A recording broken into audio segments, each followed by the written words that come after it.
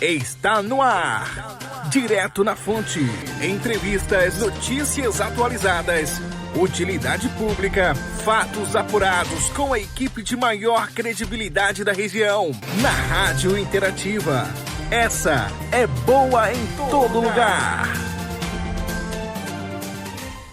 Dia 2 de abril é Dia Mundial da Conscientização ao Autismo. E durante todo o mês de abril é dedicado para discutirmos e conhecermos sobre este tema. E para conversar sobre esse assunto, a Rádio Interativa convidou a professora, pedagoga, psicopedagoga Josiane Soares Santos. Seja bem-vinda ao nosso programa. Esta é a Rádio Interativa e esse é o programa Direto na Fonte. Olá, ouvintes da Rádio Interativa e do quadro O Papo Direto da Fonte. Eu me chamo Josiane, eu sou professora da educação infantil até os cursos de pós-graduação, sou pedagoga e também psicopedagoga. Já atuo dentro dessa área há mais de 5 anos aqui em Valença. Também eu sou mãe de uma criança autista. Hoje eu estou aqui para falar de um assunto muito importante, muito necessário, que é sobre o autismo.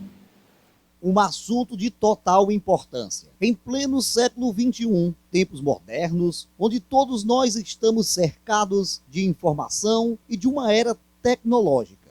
Mas esse assunto, infelizmente, é um assunto pouco abordado, diante do preconceito, do medo e da insegurança. Josiane, gostaria de saber de você o que é autismo. Autismo, o que vem na cabeça da maioria das pessoas é aquela pessoa que vive num canto, se balançando, ou que vive girando algo, ou que não escuta, finge de surdo, enfim. Há muitos conceitos errôneos sobre o autismo ainda hoje, embora a gente tenha muitas comunicações, muito acesso à informação, e ainda assim a gente vê muitos conceitos sobre o autismo de uma forma muito errônea. Então, o autismo, segundo o DSM-5, é um transtorno do neurodesenvolvimento e ele se caracteriza pela dificuldade de interação, de comunicação e comportamentos repetitivos e restritivos. Não há um só, mas há muitos subtipos, por isso o nome é espectro, porque não é só um, são várias formas, são várias manifestações. Na maioria das vezes, a característica que uma apresenta, outra pessoa não apresenta. Ou alguma apresenta todas as características, ou outra pessoa apresenta apenas uma característica. Então, a gente não pode, em hipótese alguma, generalizar os autistas. Mas também tem aquelas pessoas que têm autismo e têm outras comorbidades associadas ao autismo, como deficiência intelectual, entre outras comorbidades. Então, na maioria das vezes, talvez quando você vê uma característica de uma pessoa que tem o autismo, talvez não é só do autismo, tem outras comorbidades também por trás. Por isso que nós não devemos generalizar os autistas, porque nós estamos falando de um espectro. Então, a própria palavra já diz, são muitas formas, são muitas formas diferentes de manifestação. Às vezes o que um manifesta, o outro não manifesta as características. E vão até a pessoas mais independentes, com uma vida mais comum. Na maioria das vezes tem gente que nem sabe que é autista, que cresceu sem nunca nem desconfiar dessas características. Até porque alguns anos atrás a gente nem ouvia falar ainda, sobre o autismo. Então essas pessoas conseguiram se sobressair na vida, se ajustando às suas dificuldades. Sabendo que o autismo é um déficit na comunicação social, como podemos identificar o autismo em uma criança?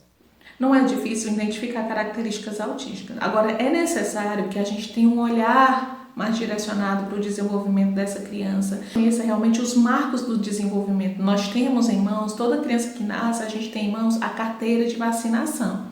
Essa carteira de vacinação ajuda muitas mães, gente, mesmo que sejam leigas, a acompanhar o desenvolvimento da criança. Então, ali tem os marcos de desenvolvimento para determinada idade. Então, a gente vai acompanhando. Se a criança tiver um atrasozinho no desenvolvimento, a gente já começa a ligar o sinal de alerta.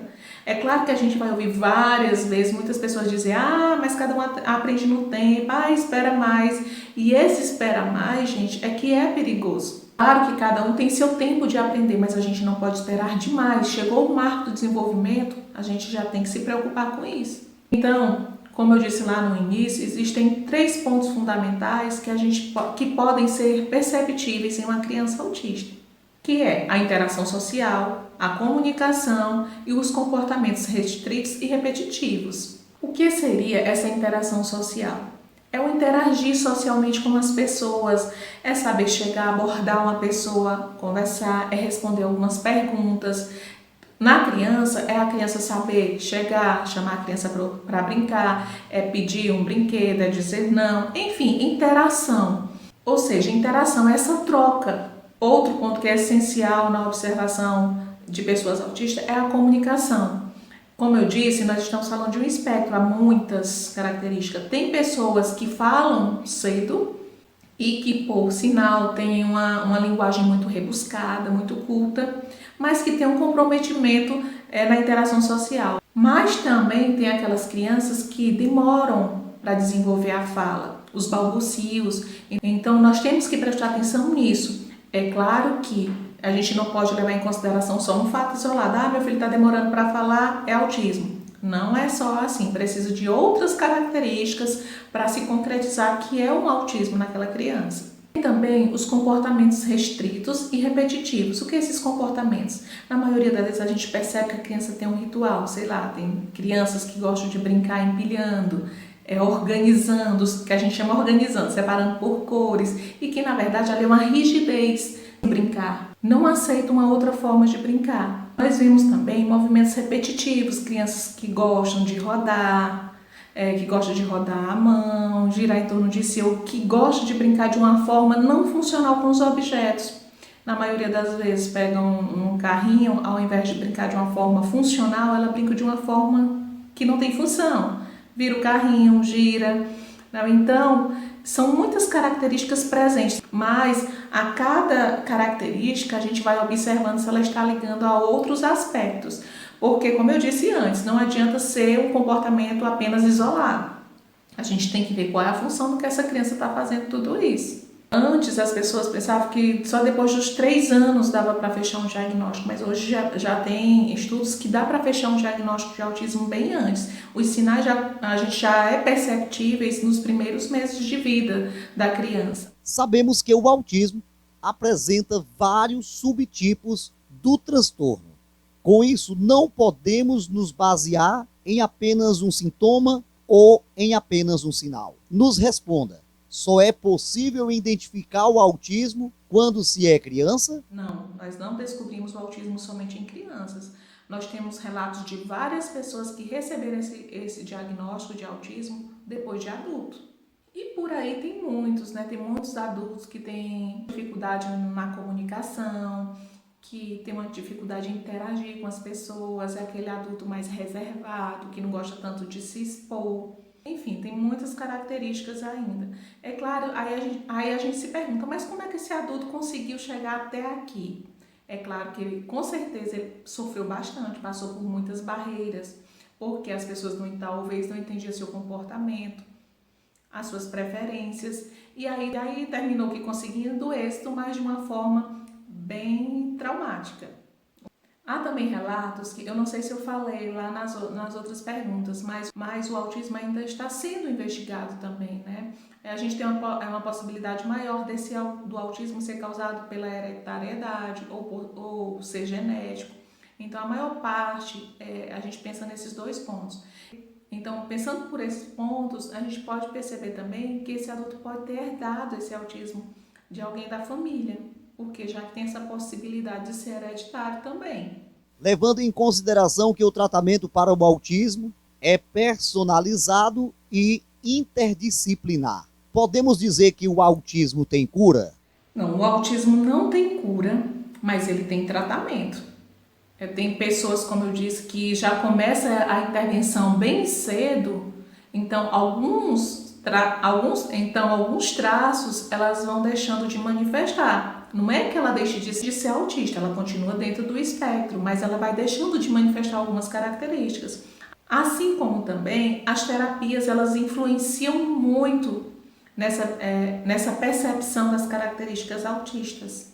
né? Quando o indivíduo ele passa a fazer terapias e terapias adequadas, feitas e planejadas exclusivamente para ele, para a sua necessidade, ele consegue ter um resultado mais rápido e algumas dessas características ele deixa de se manifestar. Então, só adentrando aqui as terapias, é necessário que o indivíduo, mesmo que não tenha ainda o diagnóstico fechado, ele tenha apenas uma suspeita, que ele inicie as terapias, né, encaminhadas pelos profissionais e que essas terapias sejam terapias voltadas e planejadas, como eu disse anteriormente, para aquele indivíduo. Josiane, uma vez que estamos cercados da comunicação, da tecnologia, onde de fato as informações fluem, de certo modo, com mais facilidade, onde temos maior acessibilidade hoje à medicina, à tecnologia e aos seus avanços. Como é feito o diagnóstico do autismo? O diagnóstico do autismo, ele é totalmente clínico, ou seja, ele é feito pela observação do profissional,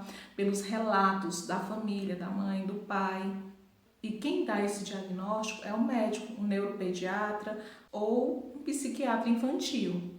Nós, enquanto psicopedagogos, nós não podemos dar diagnóstico, o psicólogo também não vai dar, enfim. O que eu posso fazer é uma triagem, é uma observação das características e que eu posso fazer um relatório, né, das minhas observações e a família pode levar para o neuro para ajudar o neuro a fechar o diagnóstico. Quando não fecha na primeira consulta. Por isso a importância desses profissionais. O que o neuro faz na maioria das vezes quando há suspeita? Ele dá um encaminhamento para fazer as terapias com fono, com TO, com psicóloga, com psicopedagoga, para depois esses profissionais observar, né, ver a evolução da criança, o que a criança evoluiu, o que não evoluiu, fazer um relatório e levar para ele, para que ele também tenha um suporte a mais na hora de fechar o diagnóstico. Então, é muito importante nesse momento a família ser muito sincera no seu relato, não esconder nada para o profissional, porque o que a gente vê na maioria dos casos é que tem família ainda que se fecha a esse diagnóstico, pensando que escondendo informações a criança vai deixar de ser autista e não vai, pelo contrário, vai prejudicar, vai prolongar ainda mais esse diagnóstico. Quando, na verdade, a gente sabe que quanto antes ter o diagnóstico, melhor, porque a gente tem uma intervenção mais precoce. Quando a gente tem uma intervenção precoce, como eu já falei, a gente vê os resultados muito mais rápido. Mas há também, o que acontece quando a criança já está na fase escolar. Às vezes a família não observou algumas características e, querendo ou não, gente, é incrível, mas o professor tem um olhar muito atencioso para essas coisas. Então, o professor, em meio a tantas crianças, ela começa a comparar aquela criança às demais, né? O desenvolvimento dela com as demais. E ela passa a olhar mais criteriosamente para essa criança. E aí o professor, às vezes, vai percebendo algumas características. Às vezes chama a mãe, pede a mãe para levar a criança em um neuro ou em um psiquiatra infantil. Então, tem muitos casos que foram descobertos através da escola. A família não identificou, mas a escola conseguiu observar essas características e encaminhou essa criança para um profissional para poder ser fechado esse diagnóstico. Então, gente, hoje as nossas crianças, elas precisam ter esse olhar mais atencioso no brincar, no comportamento, como ela se relaciona com as crianças. Às vezes a criança está ali junto com outras crianças e a gente pensa, não, ela está brincando com outra criança. Mas na maioria das vezes não está, ela está ali junto com as outras crianças, mas não está interagindo. Então é um ponto muito importante a ser observado também. Atrasou a fala, é outro sinal. Tem um sono muito agitado, não consegue dormir direito, então é um ponto também. Gente, tem muitas características que se a gente for elencar aqui, dá pra gente falar o tempo todo, né? Mas é importante que, se a família viu que algo na criança não está acontecendo naturalmente, que ela procure ler mais sobre o assunto, ou procure um profissional para poder identificar realmente a causa, o que está acontecendo, e assim encontrar uma ajuda mais rápida e eficaz, né? O programa Direto na Fonte de hoje conversou com a psicopedagoga, com abordagem em terapia da análise do comportamento, ABA. E também mãe de autista, alguém que vive na pele, no dia a dia, essa experiência. Na reta final do nosso programa, gostaríamos de agradecer a nossa convidada, que se dispôs em estar tirando dúvidas esclarecendo e, sobretudo, deixando os nossos ouvintes e internautas bem mais informados deste assunto. Voltamos com você agora para as considerações finais. Bom, gente, eu quero aqui agradecer, Francisco, a você pelo convite, a oportunidade de estar aqui falando sobre um assunto, como eu disse antes, muito necessário, muito importante. Nós precisamos levar esse conhecimento àquelas pessoas ainda que não têm, porque, como eu disse, mesmo tendo grande acesso a informações, nós ainda temos pessoas que não conhecem, ou que conhecem de uma forma errada. Então, gente, eu me coloco aqui à disposição, qualquer dúvida que vocês tiverem, em relação ao assunto, que quiserem mais complementação sobre isso, ou sobre realmente o acompanhamento psicopedagógico, é só me procurar, tá? Nas redes sociais. Lá no Instagram estou como Prof. Josiane, tá? E lá também tem o link do WhatsApp, você poderá estar enviando mensagem. O Dia de Conscientização Mundial do Autismo foi o dia 2 de abril, mas ainda assim nós estamos vivendo esse momento de conscientização. O mês de abril é o mês azul, é o mês todo para a gente falar, discutir, não somente, né, em abril, mas o ano todo, o tempo todo, em qualquer lugar, nós temos que levar essa informação. Nós temos que mostrar para as pessoas que o autismo não é doença, é uma condição e que as pessoas, se tiverem um acompanhamento adequado, elas podem conviver muito bem com esse transtorno. Então, gente, vamos levantar a bandeira, vamos levar informação. Não precisa ter um caso, uma pessoa autista na família. Basta realmente ter empatia com a causa, com as pessoas que são autistas. E aí você pode propagar essa informação para onde você quiser, tá? Então, um abraço. Obrigada a todos aí da Rádio Interativa. Fiquem com Deus. Josiane Soares Souza, falando sobre autismo. Para entender, é necessário conhecer. Este foi o programa Direto na Fonte, trazendo informações com credibilidade direto na fonte. Rádio Interativa. Essa é boa em todo lugar.